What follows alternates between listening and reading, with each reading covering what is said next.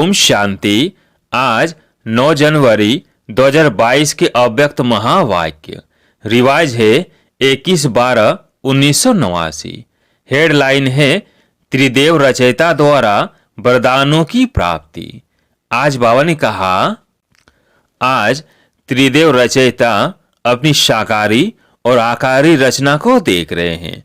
दोनों रचना अति प्रिय है, इसलिए रचता रचना को देख हर्षित होते हैं। रचना सदा यह खुशी के गीत गाती कि वाह रचता, और रचता सदा यह गीत गाते, वाह मेरी रचना। रचना प्रिय है, जो प्रिय होता है उसको सदा सब कुछ देकर संपन्न बनाते हैं। तो बाप ने हर एक श्रेष्ठ रचना को विशेष तीनों संबंध से कितना संपन्न बनाया है। बाप के संबंध से दाता बन ज्ञान खजाने से संपन्न बनाया। शिक्षक रूप से भाग्य विधाता बन अनेक जन्मों के लिए भाग्यवान बनाया। सद्गुरु के रूप में वरदाता बन वरदानों से झोली भर देते। यह अविनाशी स्नेह व प्यार। प्यार की विशेषता यही है, जिससे प्यार होता है उसकी कमी अच्छी नहीं लगेगी। कमी को कमाल के रूप में परिवर्तन करेंगे। बाप को बच्चों की कमी सदा कमाल के रूप में परिवर्तन करने का सदा शुभ संकल्प रहता है। प्यार में बाप को बच्चों की मेहनत देखी नहीं जाती। कोई मेहनत आवश्यक हो तो करो, लेकिन ब्राह्मण जीवन में मेहनत करने की आवश्यकता ही नहीं है, क्योंकि दाता, विधाता और वरदाता तीनों संबंध से इतनी संपन्न बन जाते हो जो बिना मेहनत रूहानी मौज में रह सकते हो। वर्षा भी है, पढ़ाई भी है और वरदान भी है, जिसको तीनों रूपों से प्राप्ति हो। ऐसे सर्व प्राप्ति वाली आत्मा को मेहनत करने की क्या आवश्यकता है। कभी वर्षे के रूप में व बाप के दाता के रूप में याद करो तो रूहानी अधिकारीपन का नशा रहेगा। शिक्षक के रूप में याद करो तो गॉडली स्टूडेंट अर्थात भगवान की स्टूडेंट है, इस भाग्य का नशा रहेगा। सदगुरु हर कदम में वरदानों से चला रहा है। हर कर्म में श्रेष्ठ मत वरदाता का वरदान है। जो हर कदम श्रेष्ठ मत से चलते हैं उसको हर कदम में कर्म की सफलता का वरदान सहज, स्वतः और अवश्य प्राप्त होता है। सदगुरु की मत श्रेष्ठ गति को प्राप्त कराती है। गति सदगति को प्राप्त कराती है। श्रेष्ठ मत और श्रेष्ठ गति अपने स्वीट होम अर्थात गति और स्वीट राज्य अर्थात सदगति, इसको तो प्राप्त करते ही हो, लेकिन ब्राह्मण आत्माओं को और विशेष गति प्राप्त होती है। वह है इस समय भी श्रेष्ठ मत के श्रेष्ठ कर्म का प्रत्यक्ष फल अर्थात सफलता। ये श्रेष्ठ गति सिर्फ संगम युग पर ही आप ब्राह्मणों को प्राप्त है। इसलिए कहते हैं जैसी मत वैसी गत। वो लोग तो समझते हैं मरने के बाद गति मिलेगी, इसलिए अंतमति सो गति कहते हैं। लेकिन आप ब्राह्मण आत्माओं के लिए इस अंतिम मरजीवा जन्म में हर कर्म की सफलता का फल अर्थात गति प्राप्त होने का वरदान मिला हुआ है। वर्तमान और भविष्य सदा गति सदगति है ही है। भविष्य के इंतजार में नहीं रहते हो। संगम युग की प्राप्ति का यही महत्व है। अभी अभी कर्म करो और अभी अभी प्राप्ति का अधिकार लो। इसको कहते हैं एक हाथ से दो और दूसरे हाथ से लो। कब मिल जाएगा वह भविष्य में मिल जाएगा। यह दिलासे का सौदा नहीं है। तुरंत दान महापुण्य ऐसी प्राप्ति है। इसको कहते हैं झटपट का सौदा। भक्ति में इंतजार करते रहो, मिल जाएगा मिल जाएगा। भक्ति में है कभी और बाप कहते हैं अभी लो। आदि स्थापना में भी आपको प्रसिद्धता थी कि यह साक्षात्कार झटपट होता है और होता भी था, तो आदि से झटपट का सौदा हुआ। इसको कहते हैं रचता का रचना से सच्चा प्यार। सारे कल्प में ऐसा प्यारा कोई हो ही नहीं सकता, कितने भी नामी ग्रामी प्यारे हो, लेकिन यह अविनाशी प्यार और अविनाशी प्राप्ति, तो ऐसा प्यारा कोई हो ही नहीं सकता। इसलिए बाप को बच्चों की मेहनत पर रहम आता है। वरदानी सदा वर्षे के अधिकारी कभी मेहनत नहीं कर सकते।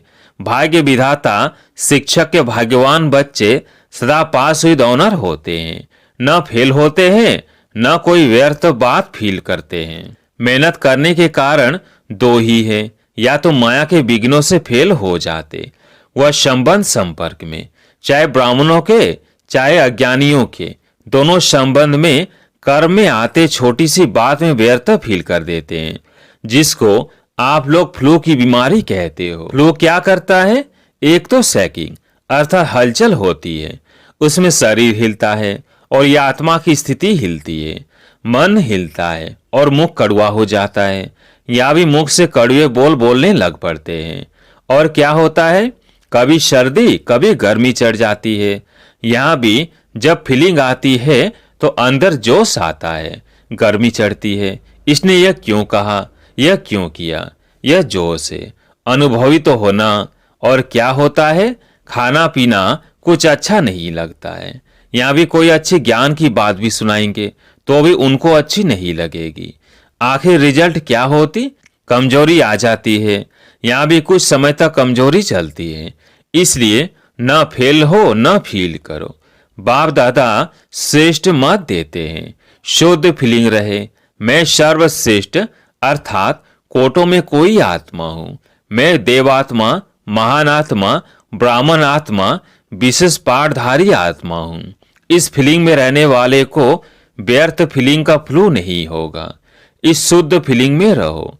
जहां शुद्ध फीलिंग होगी वहां अशुद्ध फीलिंग नहीं हो सकती। तो फ्लू की बीमारी से अर्थात मेहनत से बच जाएंगे और सदा स्वयं को ऐसा अनुभव करेंगे कि हम वरदानों से पल रहे हैं, वरदानों से आगे उड़ रहे हैं, वरदानों से सेवा में सफलता पा रहे हैं। मेहनत अच्छी लगती है, वह मेहनत की आदत पक्की हो गई है। मेहनत अच्छी लगती, वह मौज में रहना अच्छा लगता है। कोई कोई को मेहनत के काम बगैर और कोई काम अच्छा नहीं लगता है। उनको कुर्सी पर आराम से बिठाएंगे तो भी कहेंगे हमको मेहनत का काम दो। यहाँ तो आत्मा की मेहनत है और आत्मा 63 जन्म मेहनत कर थक गई है। 63 जन्म ढूंढते रहे ना, किसको ढूंढने में मेहनत लगती है ना, तो थके हुए पहले ही हो। 63 जन्म मेहनत कर चुके हो, अब एक जन्म तो मौज में रहो। 21 जन्म तो भविष्य की बात है, लेकिन यह एक जन्म विशेष है। मेहनत और मौज दोनों का अनुभव कर सकते हो। भविष्य में तो वहां ये सब बातें भूल जाएंगी। मजा तो अभी है। दूसरे मेहनत कर रहे हैं और आप मौज में हो। अच्छा, टीचर्स ने भक्ति की है, कितने जन्म भक्ति की है? इस जन्म में तो नहीं की है ना। आपकी भक्ति पहले जन्म में पूरी हो गई। कब से फिर भक्ति शुरू की? किसके साथ शुरू की? ब्रह्मा बाप के साथ साथ आपने भी भक्ति की है। कौन से मंदिर में की? तो भक्ति की भी आदि आत्माएं हो और ज्ञान मार्ग की भी आदि आत्माएं हो। आदि की भक्ति में अव्यभिचारी भक्ति होने के कारण भक्ति का आनंद सुख उस समय के प्रमाण कम नहीं हुआ। वह सुख और आनंद भी अपने स्थान पर श्रेष्ठ रहा। भक्त माला में आप हो। जब भक्ति आपने शुरू की तो भक्त माला में नहीं हो। डबल फॉरनेस भक्त माला में थे। भक्त बने या भक्त माला में थे? अभी सब सोच रहे हैं कि हम थे व नहीं थे। अभी सब सोच रहे हैं कि हम थे व नहीं थे। विजय माला में भी थे, भक्त माला में भी थे। पुजारी तो बने लेकिन भक्त माला में थे। भक्त माला अलग है। आप तो ज्ञानी सो भक्त बने, वो है ही भक्त। तो भक्त माला और ज्ञानियों की माला में अंतर है। ज्ञानियों की माला है विजय माला, और जो सिर्फ भक्त है ऐसे नौधा भक्त जो भक्ति के बिना और बात सुनना ही नहीं चाहते, भक्ति को श्रेष्ठ समझते हैं। तो भक्त माला अलग है, ज्ञान माला अलग है। भक्ति जरूर की, लेकिन भक्त माला में नहीं कहेंगे, क्योंकि भक्ति का पाठ बजाने के बाद आप सबको ज्ञान में आना है। को नौधा भक्त है और आप नौधा ज्ञानी हो। आत्मा में संस्कारों का अंतर है। भक्त माना सदा मंगता के संस्कार होंगे। मैं नीच हूं, बाप ऊंचा है, यह संस्कार होंगे। वह रॉयल भिखारी है और आप आत्माओं में अधिकारीपन के संस्कार है। इसलिए परिचय मिलते ही अधिकारी बन गए। समझा? भक्तों को भी कोई जगह दो ना। दोनों में आप आएंगे क्या? उन्हों का भी आधा कल्प है। उन्हों को भी गायन माला में आना ही है। फिर भी दुनिया वालों से तो अच्छे हैं, और तरफ तो बुद्धि नहीं है, बाप की तरफ ही है, शुद्ध तो रहते हैं। पवित्रता का फल मिलता है गायन योग्य होने का। आपकी पूजा होगी, उन्हों को पूजा नहीं होती। सिर्फ स्टेचू बना के रखते हैं गायन के लिए। मीरा का कभी मंदिर नहीं होगा। देवताओं मिसल मीरा की पूजा नहीं होती, सिर्फ गायन है। अभी लास्ट जन्म में चाहे किसी को भी पूज लेवे, धरनी को भी पूजे तो वृक्ष को भी पूजे, लेकिन नियम प्रमाण उन्हों का सिर्फ गायन होता है, पूजन नहीं। आप पूज्य बनते हो तो आप पूजनीय आत्माएं हो। यह नशा सदा स्मृति में रखो। पूज्य आत्मा कभी कोई अपवित्र संकल्प को टच भी नहीं कर सकती। ऐसे पूज्य बने हो। अच्छा, चारों ओर के वर्षे के अधिकारी आत्माओं को सदा पढ़ाई में पास विद ऑनर्स होने वाले, सदा वरदानों द्वारा वरदानी बन औरों को भी वरदानी बनाने वाले, ऐसे बाप, शिक्षक और सदगुरु के प्यारे, सदा रूहानी मौज में रहने वाली श्रेष्ठ आत्माओं को बाप दादा का याद, प्यार और नमस्ते। पंजाब राजस्थान ग्रुप सदा अपने को होली हंस अनुभव करते हो। होली हंस अर्थात समर्थ और व्यर्थ को परखने वाले। वो जो हंस होते हैं वो कंकड़ और रतन को अलग करते हैं, मोती और पत्थर को अलग करते हैं। लेकिन आप होली हंस किसको परखने वाले हो? समर्थ क्या है और व्यर्थ क्या है, शुद्ध क्या है और अशुद्ध क्या है। जैसे हंस कभी कंकड़ को चुग नहीं सकता, अलग करके रख देगा, छोड़ देगा, ग्रहण नहीं करेगा। ऐसे आप होली हंस से व्यर्थ को छोड़ देते हो और समर्थ संकल्प को धारण करते हो। अगर व्यर्थ आ भी जाए तो धारण नहीं करेंगे। व्यर्थ को अगर धारण किया तो होली हंस नहीं कहेंगे, वो तो बगुला धारण करता है। व्यर्थ बहुत सुना, बोला, किया, लेकिन उसका परिणाम क्या हुआ? गंवाया, सब कुछ गंवा दिया ना। तन भी गंवा दिया। देवताओं के तन देखो और अभी के तन देखो, क्या है, कितना अंतर है। जवान से भी बूढ़े अच्छे हैं, तो तन भी गंवाया, मन का सुख शांति भी गंवाया, धन भी गंवाया। आपके पास कितना धन था, अथा धन कहाँ गया? व्यर्थ में गंवा दिया। अभी जमा कर रहे हो या गंवा रहे हो? होली हंस गंवाने वाला नहीं, जमा करने वाला। अभी 21 जन्म तन भी अच्छा मिलेगा और मन भी सदा खुश रहने वाला होगा। धन तो ऐसे होगा जैसे अभी मिट्टी है। अभी मिट्टी का भी मूल्य हो गया है, लेकिन वहां रत्नों से तो खेलेंगे। रत्नों से मकान की सजावट होगी। तो कितना जमा कर रहे हो? जिसके पास जमा होता है उसको खुशी होती है। अगर जमा नहीं होता तो दिल छोटी होती है, जमा होता है तो दिल बड़ी होती है। अभी कितनी बड़ी दिल हो गई है, तो हर कदम में जमा का खाता बढ़ता जाता है। या कभी कभी जमा करते हो? अपना चार्ट अच्छी तरह से देखा है? ऐसे समय पर भी कभी कभी व्यर्थ तो नहीं चला जाता। अभी तो समय की वैल्यू का पता पड़ गया है ना। संगम का 1 सेकंड कितना बड़ा है। कहने में तो आएगा 1-2 सेकंड ही तो गया, लेकिन 1 सेकंड कितना बड़ा है यह याद रहे तो 1 सेकंड भी नहीं गवाएंगे। सेकंड गवाना माना वर्ष गवाना। संगम के 1 सेकंड का इतना महत्व है। तो जमा करने वाले हैं, गवाने वाले नहीं, क्योंकि या तो होगा गवाना या होगा कमाना।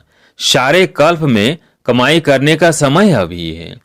तो होली हंस अर्थात स्वप्न में, संकल्प में भी कभी व्यर्थ गवाएंगे नहीं। होली अर्थात सदा पवित्रता की शक्ति से अपवित्रता को सेकंड में भगाने वाले, न केवल अपने लिए बल्कि औरों के लिए भी, क्योंकि सारे विश्व को परिवर्तन करना है ना। पवित्रता की शक्ति कितनी महान है यह तो जानते हो ना। पवित्रता ऐसी अग्नि है जो सेकंड में विश्व के कीचड़े को भस्म कर सकती है। संपूर्ण पवित्रता ऐसी श्रेष्ठ शक्ति है। अंत में जब सब संपूर्ण हो जाएंगे तो आपकी श्रेष्ठ संकल्प में लगन की अग्नि से यह सब कीचड़ा भस्म हो जाएगा। योग ज्वाला हो। अंत में ऐसे धीरे धीरे सेवा नहीं होगी। सोचा और हुआ, इसको कहते हैं विहंग मार्ग की सेवा। अभी अपने में भर रहे हो, फिर कार्य में लगाएंगे। जैसे देवियों की यादगार में दिखाते हैं कि ज्वाला से असुरों को भस्म कर दिया। असुर नहीं, लेकिन आसुरी शक्तियों को खत्म कर दिया। यह किस समय का यादगार है? अभी का है ना? तो ऐसे ज्वालामुखी बनो। आप नहीं बनेंगे तो कौन बनेगा? तो अभी ज्वालामुखी बन आसुरी संस्कार, आसुरी स्वभाव सब कुछ भस्म करो। अपने तो कर लिया है ना, ये अपने भी कर रहे हो। अच्छा, पंजाब वाले निर्भय तो बन गए, डरने वाले तो नहीं हो ना। ज्वालामुखी हो, डरना क्यों? मरे तो पड़े ही हो, फिर डरना किससे? और राजस्थान को तो राज्य अधिकार कभी भूलना नहीं चाहिए। राज्य भूल करके राजस्थान की रेती तो याद नहीं आ जाती? वहां रेत बहुत होती है ना, तो सदा नए राज्य की स्मृति रहे। सभी निर्भय ज्वालामुखी बन प्रकृति और आत्माओं के अंदर जो तमोगुण है उसे भस्म करने वाले बनो। यह बहुत बड़ा काम है। स्पीड से करेंगे तब पूरा होगा। अभी तो व्यक्तियों को ही संदेश नहीं पहुंचा है, प्रकृति की तो बात पीछे है। तो स्पीड तेज करो, गली गली में सेंटर हो, क्योंकि सरकमस्टांस प्रमाण एक गली से दूसरी गली में जा नहीं सकेंगे, एक दो को देख भी नहीं सकेंगे, तो घर घर में गली गली में हो जाएगा ना। अच्छा, आज प्यारे मीठे बाबा का वरदान चलन और चेहरे द्वारा पुरुषोत्तम स्थिति का साक्षात्कार कराने वाले ब्रह्मा बाप समान भव। चलन और चेहरे द्वारा पुरुषोत्तम स्थिति का साक्षात्कार कराने वाले ब्रह्मा बाप समान भव। जैसे ब्रह्मा बाप साधारण तन में होते भी सदा पुरुषोत्तम अनुभव होते थे। साधारण में पुरुषोत्तम की झलक देखी, ऐसे फॉलो फादर करो। कर्म भल साधारण हो लेकिन स्थिति महान हो। चेहरे पर श्रेष्ठ जीवन का प्रभाव हो। जैसे लौकिक रीति में कई बच्चों की चलन और चेहरा बा समान होता है, यहाँ चेहरे की बात नहीं, लेकिन चलन ही चित्र है। हर चलन से बाप का अनुभव हो, ब्रह्मा बाप समान पुरुषोत्तम स्थिति हो, तब कहेंगे बाप समान। स्लोगन: जो एक रस स्थिति के श्रेष्ठ आसन पर स्थित रहता है वही सच्चा तपस्वी है। जो एक रस स्थिति के श्रेष्ठ आसन पर स्थित रहता है वही सच्चा तपस्वी है। लवलीन स्थिति का अनुभव करो। यह परमात्म प्यार आनंदमय झूला है। इस सुखदायी झूले में सदा झूलते रहो। परमात्म प्यार में लवलीन रहो तो कभी कोई परिस्थिति व माया की हलचल आ नहीं सकती। अच्छा, ओम शांति।